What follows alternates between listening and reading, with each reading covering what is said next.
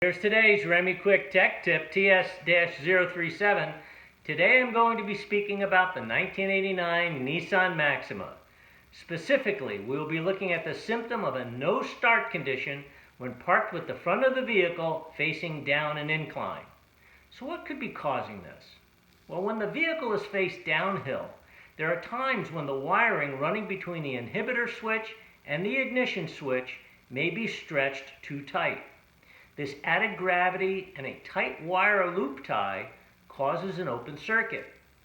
The solution is to visually inspect the wiring condition for any damage and repair as necessary, and loosen up or replace the wire tie to allow wiring loop slack.